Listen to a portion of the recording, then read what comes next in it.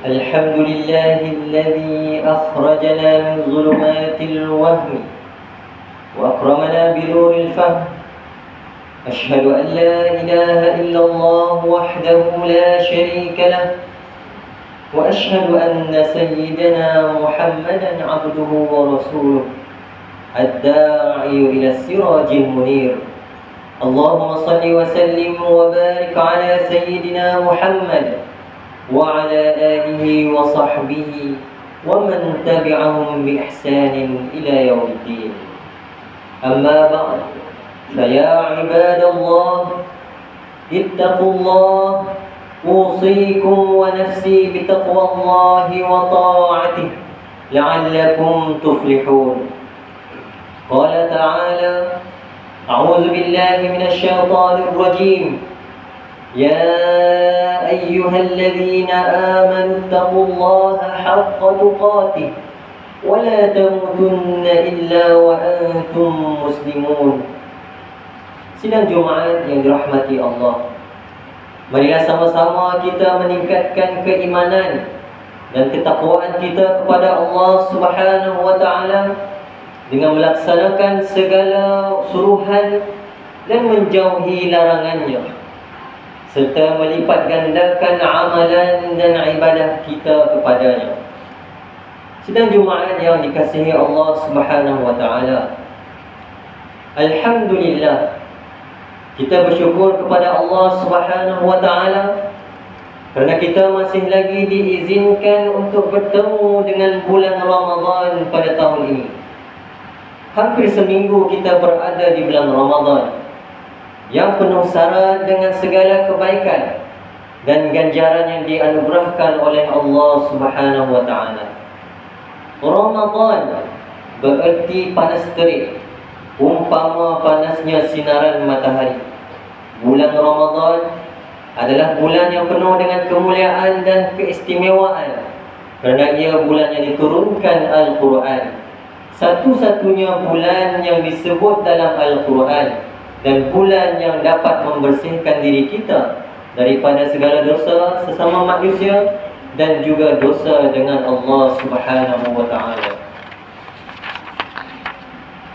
Orang yang beriman dan bertakwa kepada Allah Subhanahu wa Ta'ala sentiasa menunggu kedatangan bulan Ramadan. Ia juga disebut bulan Ramadan Al-Mubarak, iaitu Mubarak yang bermaksud bulan yang penuh keberkatan.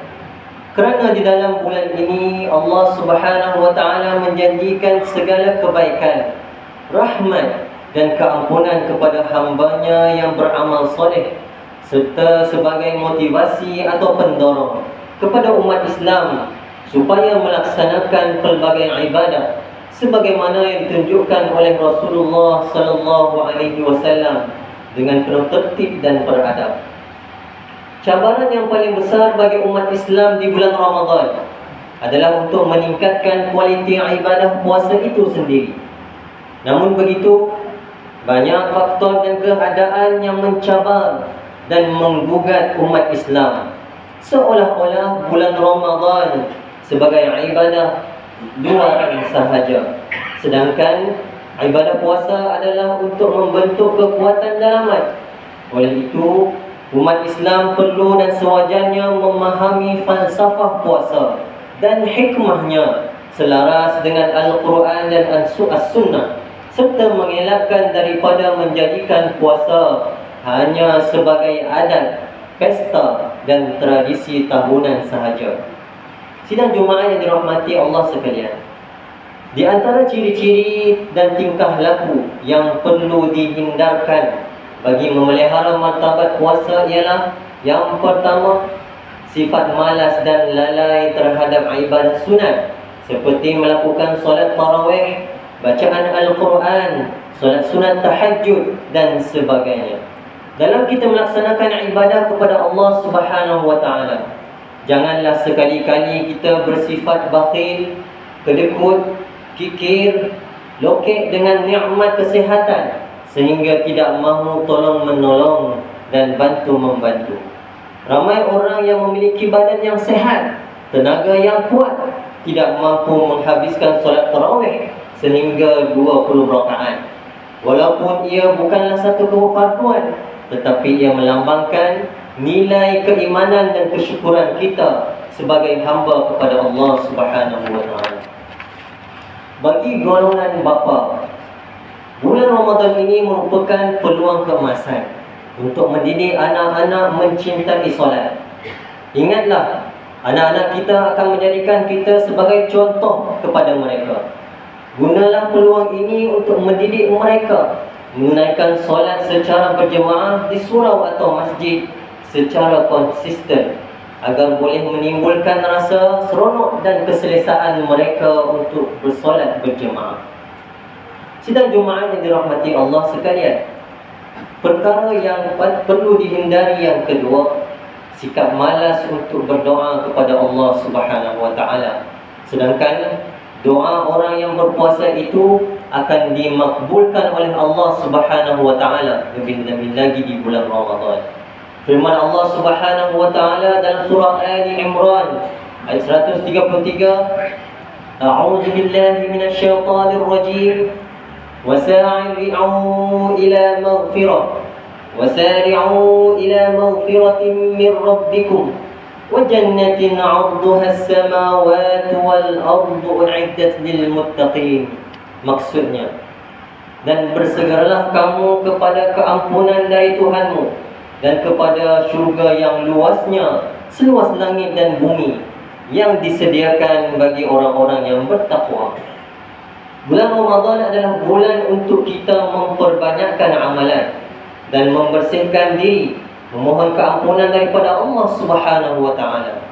Anggaplah Ramadan adalah bonus yang Allah anugerahi kepada hamba-Nya. Sesungguhnya rugilah bagi sesiapa yang melepaskan peluang yang terbaik pada bulan yang mulia ini. Sidang hadirin yang dikasihi Allah Subhanahu wa taala, perkara yang ketiga yang perlu dihindari, iaitu dalam kegairahan kita berbuka puasa, jangan terpedaya dengan nafsu sehingga membawa kepada boros dan pembaziran. Kita dianjurkan oleh Rasulullah sallallahu alaihi wasallam agar lebih bersederhana dalam berbuka puasa. Jangan kita jadikan waktu berbuka puasa sebagai medan membalas dendam. Setelah sehari suntuk, perut tidak diisi dengan makanan. Berlebihan dalam makan dan minum ketika berbuka puasa, ia akan meletihkan badan serta menjadikan kita malas dan menghalang kita daripada beribadah kepada Allah Subhanahu wa taala. Perkara yang perlu dihindari yang keempat, iaitu tidak merebut peluang beribadat pada 10 malam terakhir Ramadan kerana sibuk dengan persiapan hari raya, seolah-olah menjadi satu penyakit yang sukar diubati dalam masyarakat kita. Ada sebahagian daripada masyarakat kita yang bersungguh-sungguh dan beria-ia benar menghidupkan ibadah puasa dan solat tarawih hanya pada awal hingga pertengahan Ramadan sahaja, tetapi terbabas di 10 malam terakhir Ramadan. Sabda Rasulullah sallallahu alaihi wasallam dalam hadis yang diriwayatkan daripada Aisyah radhiyallahu anha, yang direkodkan oleh Al-Imam Al-Bukhari rahimahullahu taala, taharraw lailatul qadri fil witri min al-ashr al-awakhir min Ramadan, atau kama qala. Maksudnya, carilah dengan segala upaya malam Lailatul Qadar di malam-malam ganjil dari 10 malam yang akhir dari bulan Ramadan.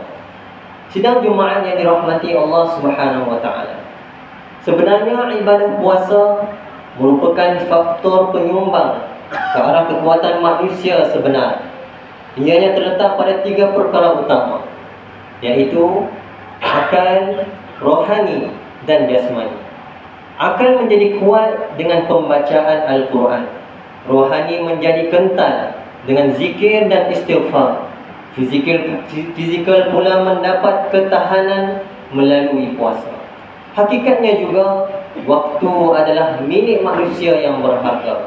Oleh itu, marilah kita sama-sama tanamkan azam dan tekad kita untuk menjadikan Ramadan Al-Mubarak kali ini sebagai peluang kita untuk menggunakan segala kekuatan fizikal dan kesihatan serta kelapangan yang ada untuk mengaut sebanyak mungkin pahala dan kebaikan yang Allah Subhanahu wa taala berikan padanya. Marilah sama-sama kita lipat gandakan amalan kita. Bukan hanya terbatas kepada perkara fardu dan wajib sahaja. Sebaliknya, amalan sunat menjadi perhatian dan amalan harian kita. Sesungguhnya, orang yang menangguhkan waktu untuk beramal itu amatlah miskin orangnya di sisi Allah Subhanahu wa taala. Justru, marilah sama-sama kita merebut peluang yang datang ini, kerana tahun hadapan belum tentu kita yang ada pada hari ini berpeluang menemui Ramadan depan. A'udzu billahi minasyaitonir rajim. Qul ya ibadilladzina amanu taqu rabbakum lilladzina ahsanu fi hadhihi ad-dunya hasanah wa ardullahi wasi'ah innama yuwaffas sabirina ajrahum bighairi hisab. Maksudnya, katakanlah wahai Muhammad akan firmanku ini kepada orang-orang yang berakal sempurna itu, wahai hamba-hambaku yang beriman, bertakwalah kepada Tuhan kamu. Ingatlah orang-orang yang berbuat baik di dunia ini akan beroleh kebaikan yang sebenar di akhirat. Dan ingatlah, bumi Allah ini luas untuk berhijrah sekiranya kamu ditindas. Sesungguhnya orang-orang yang bersabar sahaja yang akan disempurnakan pahala mereka dengan tidak terkira banyaknya. Barakallahu li wa lakum fil Qur'anil azim wa nafa'ani wa iyyakum bima fihi minal ayati wa dzikril hakim wa taqabbala minni wa minkum tilawatahu innahu huwas sami'ul 'alim. أقول قولي هذا وأستغفر الله العظيم لي ولكم ولسائر المسلمين والمسلمات والمؤمنين والمؤمنات فاستغفروه فيا فوز المستغفرين ويا نجاة التائبين.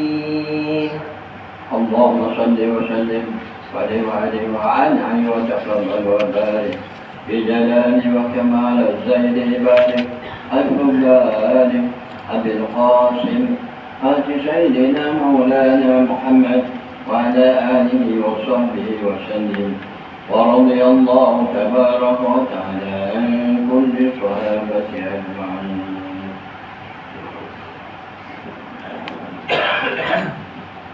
الحمد لله الذي جعل حبه أشرف المكاسب وأعظم المواهب.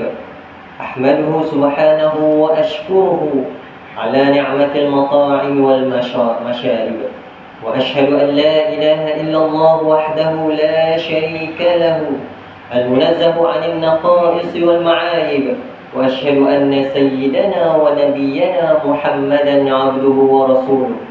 اللهم صل وسلم على سيدنا محمد وعلى آله وصحبه أجمعين. أما بعد، فأوصيكم ونفسي بتقوى الله فهي سبيل النجاة والفلاح. قال الله تعالى: يا أيها الذين آمنوا اتقوا الله حق تقاته ولا تموتن إلا وأنتم مسلمون. واعلموا أن الله أمركم بأمر عظيم، أمركم بالصلاة والسلام على نبيه الكريم فقال: إن الله وملائكته يصلون على النبي يا أيها الذين آمنوا صلوا عليه وسلموا تسليما. اللهم صل وسلم على سيدنا محمد وعلى آله وأصحابه أجمعين. وارض اللهم عن الخلفاء الراشدين ساداتنا أبي بكر وعمر وعثمان وعلي، وعن بقية الصحابة والقرابة والتابعين ومن تبعهم بإحسان إلى يوم الدين. اللهم اغفر للمسلمين والمسلمات والمؤمنين والمؤمنات الأحياء منهم والأموات إنك سميع قريب مجيب الدعوات يا قاضي الحاجات يا رب العالمين. اللهم اجعل هذا البلد آمنا مطمئنا. اللهم أصلح أئمتنا وولاة أمورنا، واشمل اللهم بعنايتك وتوفيقك جلالة الملك مولانا الأمين الكريم السلطان صالح الدين ابن المرحوم السلطان بدلي شاه وولي عهده ولية أحمد موليا تنكو شرف الدين بدلي شاه ابن السلطان صالح الدين وجميع الأسرة الملكية. اللهم وفقهم للسداد وأصلح بهم العباد والبلاد واجعل التقوى لهم خير زاد إنك رؤوف رحيم جواد يا لطيفا بالعباد يا أرحم الراحمين. عباد الله، إن الله يأمركم بالعدل والإحسان وإيتاء ذي القربى وينهى عن الفحشاء والمنكر والبغي يعظكم لعلكم تذكرون. فاذكروا الله العظيم يذكركم واشكروه على نعمه يزدكم واسألوه من فضله يعطكم ولذكر الله أكبر والله يعلم ما تصنعون. أقيموا الصلاة.